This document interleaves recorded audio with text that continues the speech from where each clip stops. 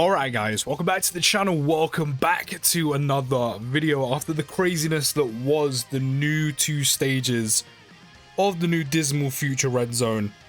We are cutting it back a little bit, a few more days till worldwide, but we got some videos to cover on the EZA KALE CAULIFLA, and their first destination is Red Zone Omega.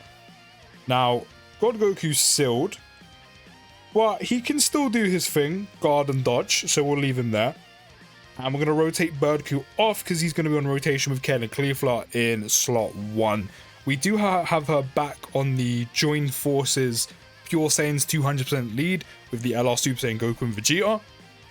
She does pretty much have her full passive, the extra 10% per Universe 6 Join Forces or Pure Saiyan category allies. I'm only missing 10% of that, so we do have a full, what, 50%? In fact, it doesn't say that ally is not included. I'm pretty sure it doesn't anyway. Does it?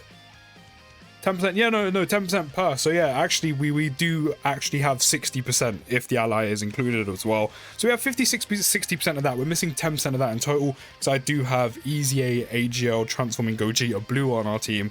So 10% isn't going to make that much of a difference on her. I did say in the showcase, like, it's going to be very easy to get that. You know, if they didn't give kind of like either or like conditions, it would have been a lot worse at trying to build a team to get that extra 10% attack, because once it all stacks up, once it all adds up, it does actually make quite a bit of a difference. But the fact they added in Universe 6 Join Forces or Pure Saiyans, very nice. So at least on this category, it's very easy to add Join Forces, number 1, because Goku and Vegeta lead it. Second, most of them are Pure Saiyans anyway, that belong on the movie heroes portion of their lead, aside from like maybe the Gammas. That said, we're only missing 10% here, so it's actually not too bad. You know, just because they can't super, but just because the gods do have their guard, I'm gonna let them go in slot 1. We do need to let them start building up by performing attacks before we get all that extra ki and the extra dodge chance as well, which obviously we're not going to be able to really utilize here until... No, we are, but we're not going to be able to fully utilize it the entire time because, of course, we will lose it by the time we get to the final phase. But at least we can take advantage of it here while we're building up, and, of course, in the second phase as well. But we're going to have type advantage. Big 3 mil crit to start off with. That's 2 attacks, so that's 2 extra ki. Only the 2. I mean, we are starting off with, oh, okay, 30k on a basic. This is actually probably going to hurt us a little bit, like, a bit. What are we saying? 580k! Damn! Damn! As in, I'm not surprised. They literally have stacked once, because we didn't get no additional supers. And, as you saw, they literally only dodged 1 attack. And that's not surprising, because they literally have only attacked twice. So while their defense, obviously, as we've seen, can get to very good lengths, like it, and we're gonna have to pop an item, we're literally on 17k HP. While their HP can get to very good lengths, like very good lengths, there's no question about that. Of course, while we're trying to stack them up, while we're, you know, hopefully getting the additional supers, which again, we didn't start with, unfortunately.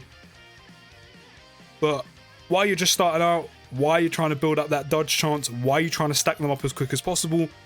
Obviously, all they have to rely on is the amount of defense they get, or the amount of defense you end up on after you stacked a few times, or a few times.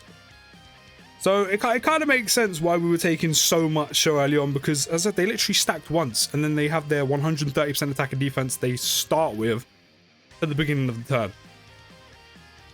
So, I mean, at least we do have our HP at 66% or less. It's just we're on the verge of dying with it. So we do get the additional 66% attack and defense, which is good.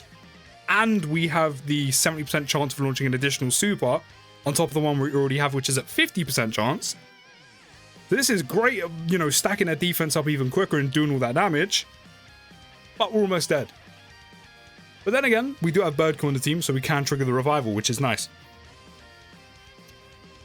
So it's kind of to be expected early on, if they do get supered, they can very well be caught. Because they don't have damage reduction, they don't have guard. You're building the dodge chance, and obviously there are going to be times where you can't actually use it, but they're building the dodge chance. They're not going to have much to, like, you know, do. They can't do much. So how did it actually link with Birdku? I mean, that's not bad. I mean, they're missing the obvious links. They do have 242k defense already though, which is actually not bad off of one super. Do you know what? Because we do have an item active, I'm going to just put them in slot 1. I mean, they could also just dodge. There is that. And we do have a Whis active. Yeah, of course this is doing nothing. Type advantage Whis. Almost 250k defense. 7.4 mil though already. Again, we do have the extra 66% attack and defense. We've got a 50% chance of doing an additional super, and also a 70% chance. And we've got the hidden potential system as well. That's 2. They're going to do a lot of damage this time because of the type advantage. Like, they're going to do a lot. Of course, this is building up their dodge chance and their key as well. There's another one. There's 3 stacks. This gives us a little bit of breathing room against Shenron right now, just because we have type advantage. And again, I said we're kind of just clearing through his health bar. Even without the Whis, we would have been tanking double digits there as well.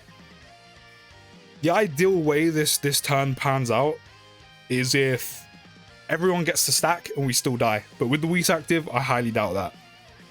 Actually, maybe. I mean, yeah, there's no way this doesn't do 17k. Yeah, perfect. This actually worked out quite well. We did miss out on the gods, but still. But as I said, KALE and KALIFLA have basically got some breathing room for this turn to just kind of build up with very little risk because of that type advantage. And because of what the 3-4 super attacks we did, their defense is going to be in a very good spot. Like a very good spot. And especially because Omega doesn't super in the final phase and he has like, what, 420, 430k on a basic, and that's all you have to really contend with. We should have enough defense by the time we get there, or about to have enough defense on the turn they appear, with however many super attacks they end up doing, to where they should be able to tank his basics pretty comfortably. As I said, the thing with having all these built-in additionals and also having dupes on top of it is you can not only do tons of damage, and of course with having the type advantage right now, we're fully utilizing that type advantage and all the additionals because we're doing tons of damage while having the extra damage we can do because of the effectiveness. But also because of all these additionals or potential additionals we can do, they stack up so quickly. So yeah, in the very beginning, as we did, we got hit by 30k on 2 basics. You know, we took 500k on a super, like we were literally about to be dead. But because they have so many possibilities and outlets of super attacking, you can build them up so quickly. So while they're a little bit risky in the beginning, I was going to say, can you please, can you, okay, I mean, you dodged enough. We're almost dead already, but I mean, at least we're at the 66% HP threshold, where we're getting the extra 66% attack and defense again, and again, that 70% chance of launching an additional super. So at least that's active right now. But, you know, as I said, while they could be caught early on, they kind of make up for it because they can build up so quickly. We're already at pretty much 500k defense. Again, that is with the additional 66% attack and defense. I'm actually going to pop this, get rid of one of the attacks in slot 1. And do you know what? I'm going to put them in slot 1.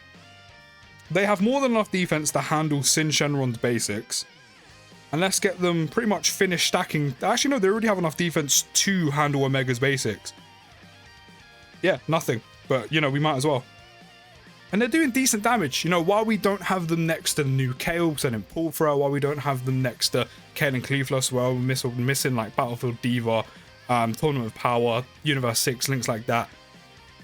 Doing just like, they're still doing pretty much what we've seen in the showcase, even while perfectly linked up. And of course, that's where the level 10 links are kind of kicking in as well. But even while missing a few links, because they're Saiyan units, they're so easy to link up, we're still doing like just over 7 million damage per super attack they're doing. So while we're not doing 10, 12, 14 million super attacks like some of the top units, we're doing like 7.2, 2, 3, maybe 4, even 5 times in total, which is a lot of damage to do, especially because we have dupes and we can potentially crit along the way as well. My gods really have not stacked up whatsoever.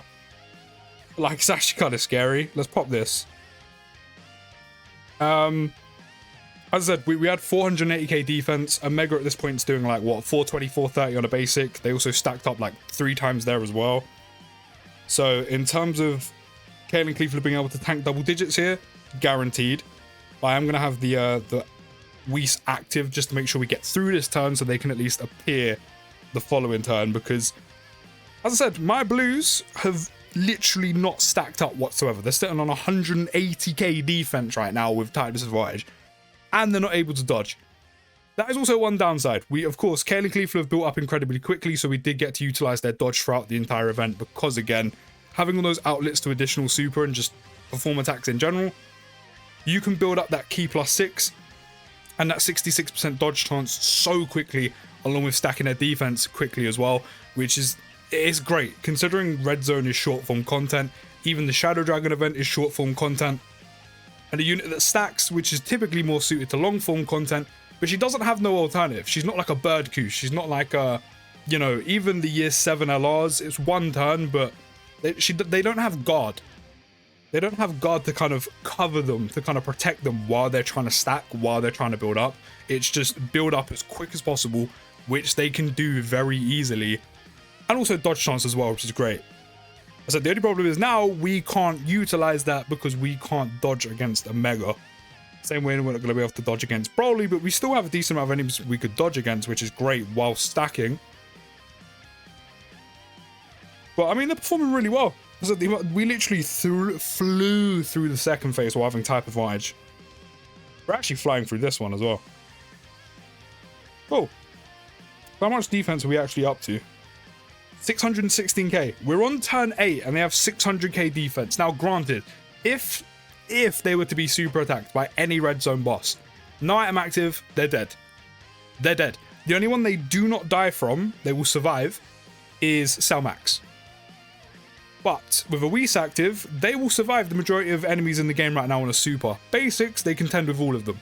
And again, as I said, this is without damage reduction, guard, and this is also combined with 600k defense, or what's actually going to be more once they super attack in a turn, or if I was doing it properly, it would be like this, but either way they get super attack first, so they have even more defense, probably near a nice 700k. And against enemies where they can actually dodge, that's going to be like almost 700k defense with 66% chance to dodge, which is actually pretty good. Defensively, that's pretty good. 8.3 million attack stat as well with all that key. Yes, the dodge isn't guaranteed, but that is like kind of like a defensive arsenal. Very nice. Big 4.7 mil crit. Another crit on the basic, another additional, even more defense we're stacking up. And of course, we're doing tons and tons of damage. And the crits only sweeten it. There's another one, love that. Still going, still going. Don't forget they're missing an extra 10% attack as well, because we have Gogeta on the team rather than an extra Universe 6 Joint Forces or Pure Saiyans category ally. And of course, that's like, I mean, oh no, you can dodge it. I completely forgot you can dodge here. I don't know why I thought I couldn't dodge here. Okay, never mind. Yeah, okay, cool. No, even better. They have pretty much almost 700k defense. They can tank all of Sin and Omega's basics throughout the event, and they can dodge him on top of that.